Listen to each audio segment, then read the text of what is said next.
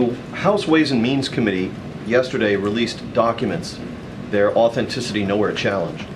That included a July 2017 WhatsApp message sent by Hunter Biden to Henry Zhao, a Chinese Communist Party official, which stated in its entirety, and I quote, "I am sitting here with my father, and we would like to understand why the commitment made has not been fulfilled. Tell the director that I would like to resolve this now before it gets out of hand, and now means tonight. And Z, if I get a call or text from anyone involved in this other than you, Zhang, or the chairman, I will make certain that between the man sitting next to me and every person he knows, and my ability to forever hold a grudge, that you will regret not following my direction. I am sitting here waiting for the call with my father," unquote. So just a couple of questions about this. First, does this not undermine the president's claim during the 2020 campaign and the reaffirmations of that claim by his two press secretaries since then, that he never once discussed his son's overseas business dealings with him? No, and I'm not going to comment further on this. We're good. I'm not. James, let me save you some. Let me save you some breath. If you're going to ask about this, I am not addressing. I know you do more than I'd like you to have. I am not going to address this issue from this podium. I'm just not going to do it. All right. I'm not going to do Where it. was the president on the day that Thank you. Thanks, guys. Have a great son was at weekend. the father's house? Okay. Zeke, you want to kick us off? Thanks, Corinne. Just following up on John Kirby's comments at the president's press conference yesterday. Does the president continue? Will you say that Xi Jinping is a dictator? Is that the official position of the U.S. government? Look, the president spoke for himself. I'm just not going to go beyond what he said. John just spoke to it, and then feedback. It's weird hearing your voice.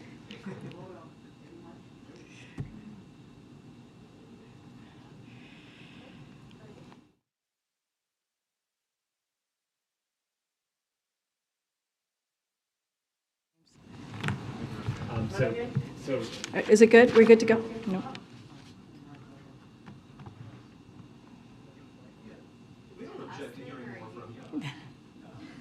I object.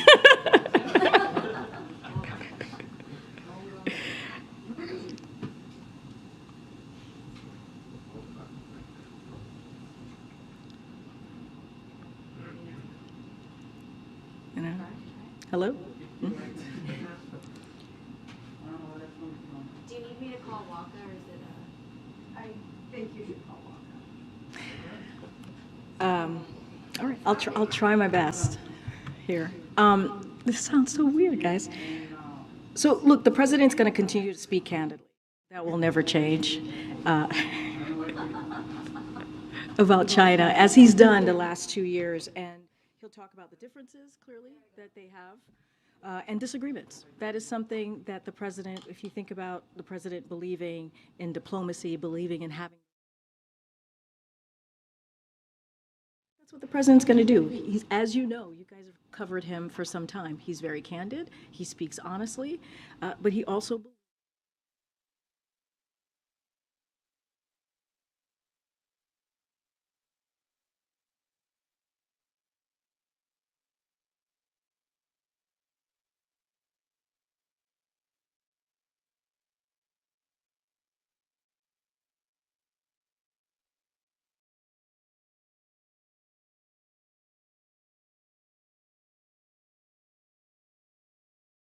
MAGA, despite the Office of Special Counsel's opinion on the matter, your office has continued to put out a paper using that phrase. You, in the past, have brushed off all questions about any political concern, saying this administration follows the law. So why, in this case, are you going with your own interpretation of the law rather than the independent office? Oh, I wouldn't say it's our own interpretation of the law. I would strongly disagree with that statement. What I'll say more broadly, and there's a couple of points that I want to make here, so look, the White House counsel's office is reviewing, as I mentioned last week, OSC's opinion and having a routine dialogue with them. That's what we're doing. That's what we said last week, and that's what's going to continue. It is an ongoing process, and we believe from here, from the podium, from this administration, it's our duty to be transparent with the American people. That's what you see from us, and it's not. on the agenda, right, on the president's policies, on the president's values, and about the agenda. That's what we want to be transparent about. And look, just a couple of facts here. OSC has said that they view terms like Tea Party as acceptable, and this is a similar phrase, right? When you think about when you think about MAGA. In fact, OSC itself stated that MAGA could be used for official purposes during the Trump administration and permitted Mick Mulvaney to repeatedly use the term in his official capacity. So congressional Republicans has also used the term, as I mentioned here last week when I was asked about this, the same phrase to discuss their own agendas, their own proposals, their own policies. And so we have used the term MAGA in an official capacity as we are, when you think about the context, when we talk about their proposals, that's how we've used it, and their related values, as Republican officials say.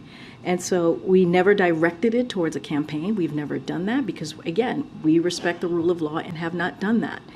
And so that will continue to be the case. And again, this is being reviewed. There's a conversation that's going to happen with our White House counsel and OSC, but I'll let that process continue. Thanks, Green. Former Vice President Mike Pence is calling on every GOP presidential candidate to endorse a 15-week abortion ban. In what ways does this administration expect that abortion access and reproductive rights would be targeted if Republicans take control of the White House? So I just want to be really mindful, as I was just asked about the Hatch Act. I'm not going to comment on any specific Republican candidate here or anything that's related to 2024. What I can speak to easily is more broadly, and we've seen it. You've heard me at the top talk about how this president and the vice president is going to continue to fight for fundamental rights as we see it when it comes to reproductive rights, when it comes to having access and women being able to make a decision on their own body, to have that conversation with doctors. That's something that the president's going to and the vice president's going to continue to fight on. As it relates to just more broadly here, to your question about the 15-week or 12 weeks, whatever it is, look, we have seen from Americans, majority of Americans, who do not want politicians making their healthcare decisions for them. That's been clear. We've seen that in majority of Americans, of every ideology, right? If you think about that. And so what we are going to continue to do, what we are committed to those Americans, a majority of Americans, all Americans across the country, is that we're going to continue to fight, and the president has been very clear, to restore the protections of Roe. And we believe that needs to happen through national legislation. How worried is the White House that Republicans in Congress or state legislatures will target contraception next? Look, I mean, it is a concern, right? In this state house, just this session alone, right, in 2023, we have seen more than 300 bills attacking reproductive rights, reproductive health care, right, including contraception, either eliminating it or limiting it. And that's a problem. And that's why we've continued to speak to this. We think about the executive order, the third one that this president signed today, to find ways for agencies to find ways to really protect contraception for women. And so the president's going to take action. You're going to hear from both the president and the vice president later today. The vice president's going to be in North Carolina tomorrow. You saw the first lady having really impactful, powerful conversations with women and what they've had to deal with. We have seen stories that many of you have written about when you take away that access, that type of healthcare access for women. It's hurt women. It's put their lives at risk.